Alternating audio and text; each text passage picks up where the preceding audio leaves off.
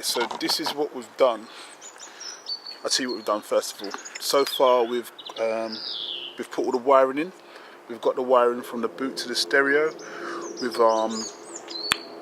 cable tied all the stereo wiring to the loom itself because it gives it a bit more rigidity, makes it more integral part of the car. So we've cable tied and we've run it to the back. So let's show you what we've done, yeah? We start from here, this here, going through a grommet, yeah, no drilling. So this going through a grommet, then it comes around to through here. You can see that up there. Down the side here to the channel. Now this is where it meets the remote wire that comes back out of here, which is this wire here. So this is going to be our remote wire. So that comes through there, meets up. Well, that's not. This is tagged onto the wiring loom here, but it actually meets up with the main power here. And then what we've done is we have cable tied it all the way.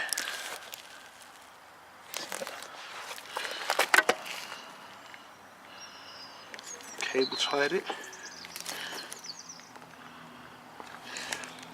all the way through. Here we go again.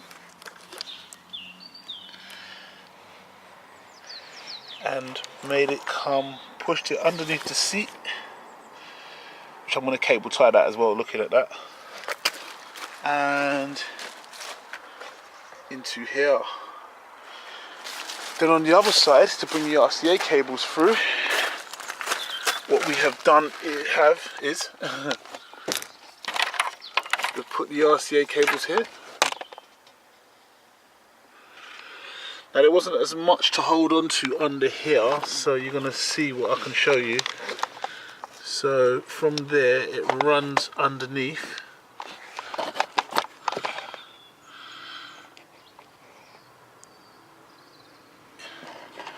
Now what I've done, I've loosely cable tied it to the brackets. There's still some movement in here. I can still movement. Because I didn't want to cut it on the metal part itself, so that's what we've done. And then we have come round here. I've gone under the carpet because I didn't want to have no interference with no electrical interferences.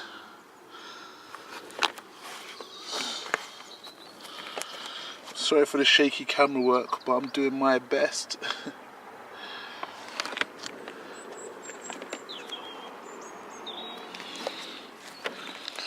So that goes all the way down.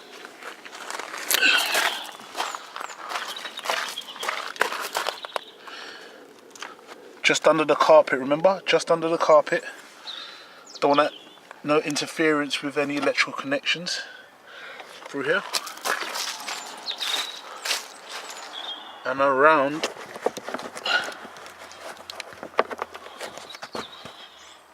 the back.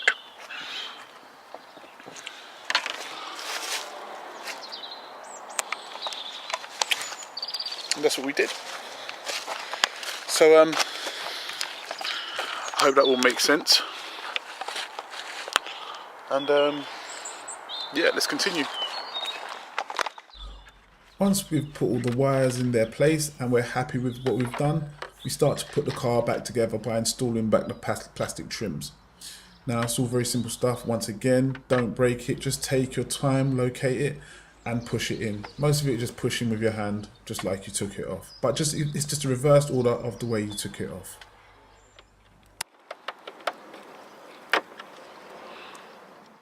I chose to remove the back seat to get a good ground terminal. So this is what we did.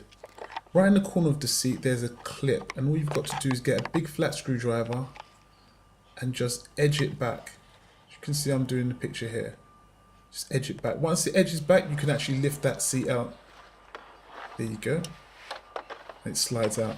Now you can get full access to the seat belt and apply a good ground terminal. I used this seat belt because I knew it would be a good anchor to ground my cable. Now, you can put it anywhere you want. You don't have to put it here, but for me, this was a solid and a very good foundation to put this particular wire. So this is what I did, and this is what suited me. Next, reinstall the back seat, which is just a reverse. Slide it in, it's got a locating hole, and just push it down. Volkswagens are good like this. I was well happy when I found out they could do this. Now, in your wiring kit, you will get these. These are all your connectors and stuff. Now, you're going to have one of these thingies.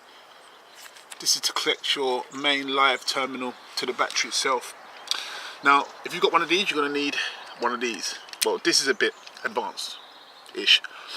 It's a cutters, crimpers, wire strippers, and all that good stuff. You don't actually need this, but it's good to have them because this section here, see that section there?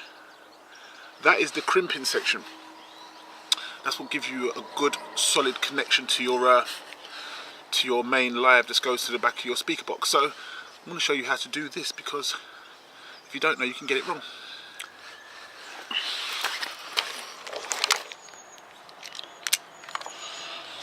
Start by stripping your wire.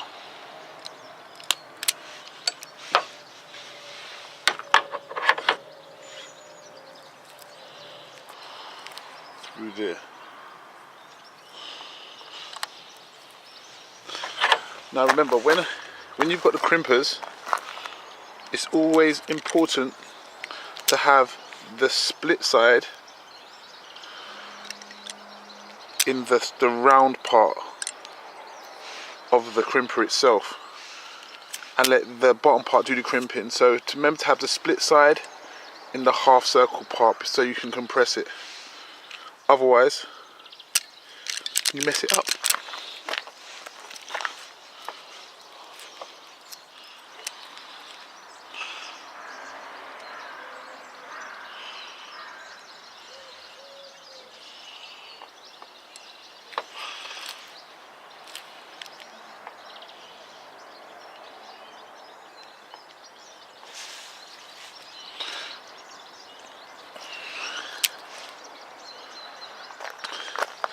So now that has got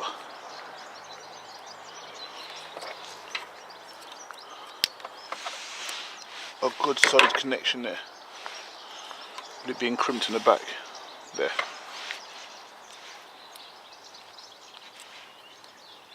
What I do now is I use a bit of electrical tape just to secure it up, just to keep everything out of the way and keep a good connection.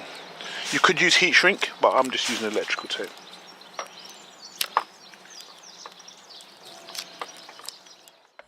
I'm going to put the filter box, the air filter box housing back in its place so we can route the wire around it. This way we know if we've got enough wire and know exactly what route we're going to choose. This is why we'll put it back in place. Once it's in place, choose a suitable terminal that you're happy with. Take it off and put your one in its place, making sure it's not touching anything, it's not breaching anything, and it looks pretty good. Once it's all secure and you're happy with the fitment, just close it up. Just make sure it's not touching anything and it's going to stay there and it's not going to move anywhere it shouldn't go. I like to do it this way because it makes the install look clean and professional. Okay, now we're going to be fitting in our stereo, this expensive stereo. When I say expensive, I mean expensive in 1992. Now, this is an old stereo that I had in one of my old cars that I was breaking for spares. So we're going to use this just because it's cheap. It doesn't mean I'm cheap. I'm kind of cheap. I can be cheap. There have been times when I've been cheap. Most times I'm cheap. Yeah, I'm cheap. But apart from that, we're going to be putting this one in. Now, if you're going to be putting in one of these stereos, you have to make sure it's got an RCA. These are the RCA, this red one and blue one. Or else that's what feeds your subwoofer the frequency of sound. And ideally get one with a universal plug. These plugs fit everything, generally. This is the standard plug. But yeah, so that's it. So we're going to be installing this stereo, this £5 stereo, into our car. So right, the first thing this is what I do, is I take off, I disconnect this. So now I am just working with this. Now fortunately, this is a pretty good one because it's got labels as to what it does. Now this is the battery.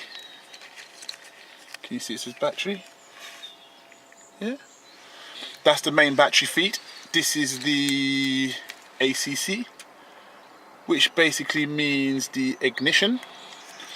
And this one is what we're interested in, the remote control system.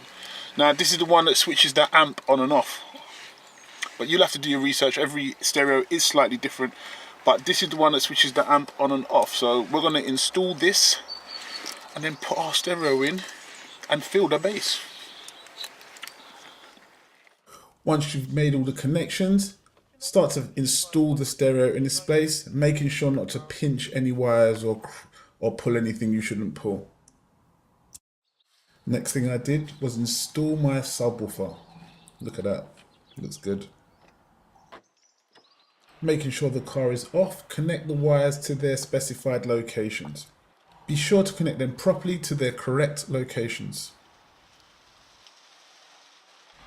Plug in your RCA cables into your subwoofer. This has got a combined amp, that's why it's all in there. And plug in the fuse, your main fuse. And turn your stereo on to check that all is working. Once you're happy everything's working as it should and you're satisfied with your job, pat yourself on the back and just refix everything that you took off. So just tighten up the air filter housing, put on the sensor switch and just finish everything off. So we've finished our sub install.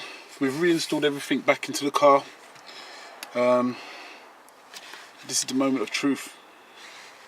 I've got my expensive face off here that I'm going to put on. Now I want to make a warning. I want a warning and a disclaimer. If you lose a few friends and end up homeless because of the amount of bass you're pumping, I don't take no responsibility for that. However, if you do get extra female attention, make sure to show them the video. At least give me my credit, please. Is that too much? That's not too much. Yeah, so now what we're going to do, let's put this in. Anyway, I'm going to test it out now. I think before you do this stuff, you really need to play about with the settings because it makes a massive difference. So let's see if let's see how this sounds. Yeah, ready? Okay, let's play this. Now this is about halfway.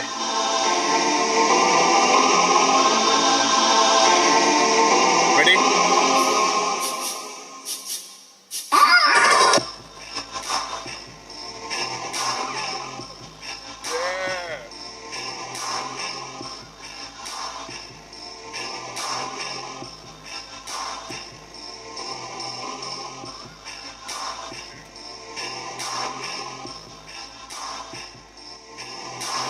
So there you go. That's the sub install. Bass is crazy. Absolutely fantastic, man. I didn't realise how nice bass is. It makes you tickle, makes you smile. I'm not sure if the neighbours like it. I can't speak for them, but I can say it does make you smile. To do this, it takes about, I don't know, I would say without the filming, probably about another 3 hours, 2.5, 3 hours. You could probably do it quicker. I had to make the video, so it's a little bit harder to gauge. I mean, next time round, knowing what I know now, yeah, maybe about 2 hours, 3 hours-ish, that sort of figure. So, yeah, that's what you can do. It's not hard. Once again, all basic tools. Handy if you got one of these. These are really good. But yeah, really enjoyable. Really, really enjoyable. And that bass, wow, wow. You've heard this song before, innit? Good. Thanks for watching anyway. We're going to be doing another install soon. I'm going to show you about that a bit later. Thanks for watching.